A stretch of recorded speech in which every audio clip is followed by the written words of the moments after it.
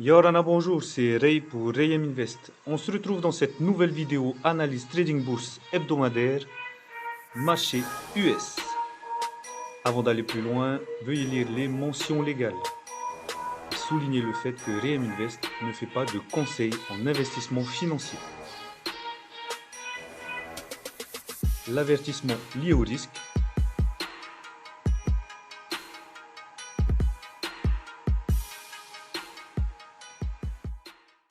On se retrouve sur Pro Real Time. Donc pour le marché américain, on va étudier le S&P 500, le Nasdaq et le Dow Jones.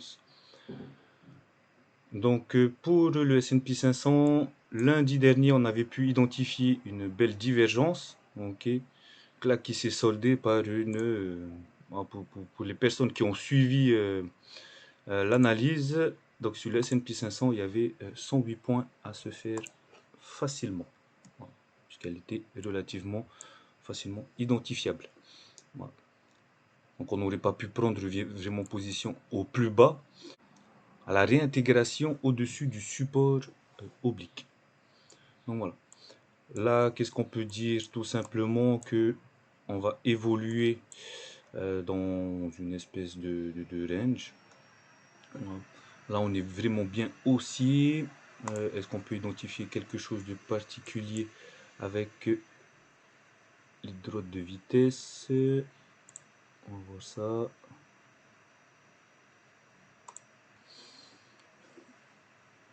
Ouais, non, je pense sincèrement qu'on viendra reconstruire par ici, là. Voilà. On va entrer dans une espèce de consolidation. Le biais, il est bien haussier, donc c'est les positions acheteuses qu'il faut favoriser. On a une belle résistance qui pourrait venir ici à 4320 pour freiner la progression du S&P. Passons au Nasdaq. Concernant le Nasdaq, donc lundi, on avait vu une divergence.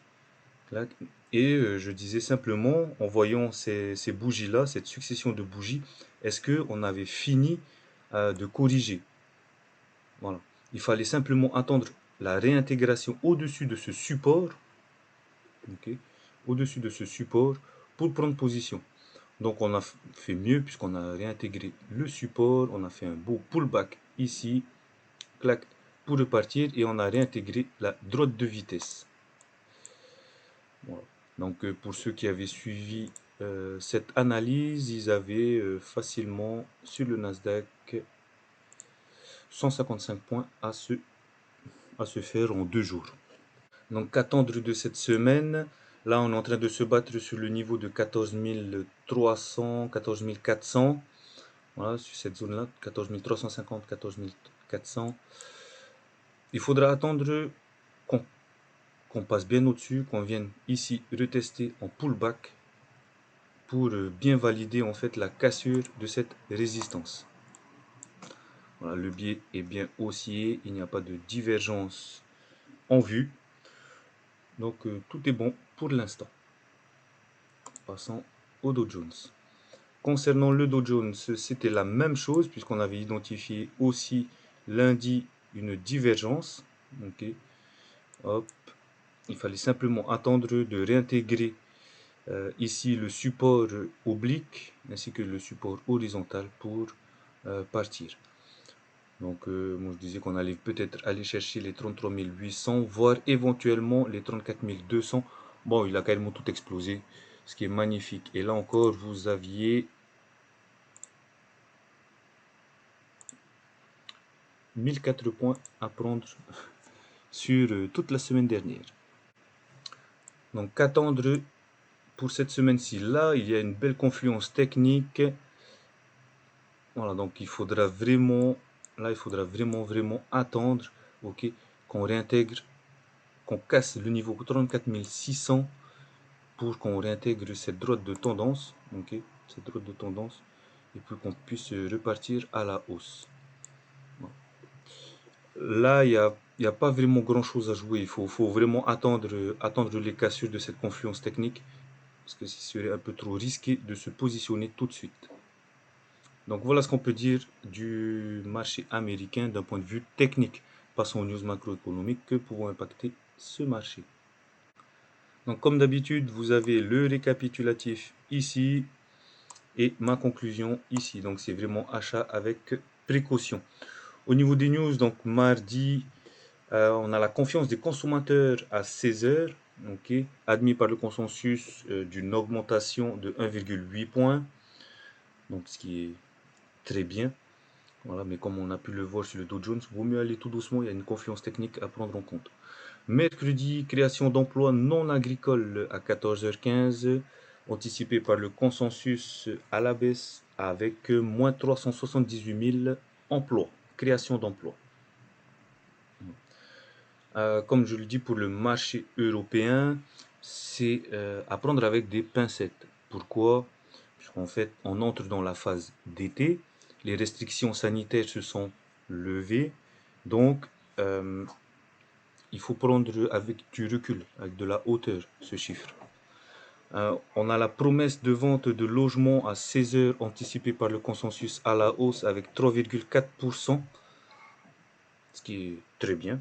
Okay. Ce qui est très très bien. Alors la promesse de vente de logements, pour ceux qui ne le savent pas, c'est simplement ceux qui ont signé l'acte de vente, ok, l'acte de vente, l'acte d'achat, mais qui n'ont pas encore réglé leur première mensualité. Voilà, c'était une des stratégies pour relancer l'économie. Donc ce qui marche très bien, puisque le marché américain remonte très très très très très bien. Donc au niveau du stock de pétrole brut, c'est mercredi à 16h30. Jeudi, inscription hebdomadaire au chômage à 14h30, anticipé à la baisse. Voilà, donc moins 30 000 chômeurs, ce qui est très bien. Donc ça veut dire que l'économie va mieux. Donc même s'il n'y a pas de création d'emplois, il y a quand même de l'embauche. Vous voyez ce que je veux dire? Donc il faut vraiment tout prendre avec de la hauteur. C'est important. On a le PMI manufacturier à 16 heures, anticipé à la baisse avec 0,2%. La création d'emplois non agricoles, il faut prendre du recul sur tout ce qu'on nous dit, toutes les informations qu'on reçoit, ok, par le consensus. Euh, il faut prendre du recul, de la hauteur. Le taux de chômage qui est en baisse, ok, anticipé à la baisse avec 0,1%. Voilà, on a une relance économique probante sur le marché américain. Donc il faut tout prendre avec du recul et vraiment se focaliser sur le point de vue technique. Nous avons terminé. On se retrouve la semaine prochaine pour une nouvelle analyse. N'oublie pas de t'abonner, active la cloche pour les notifications, like si la vidéo t'a plu et commente.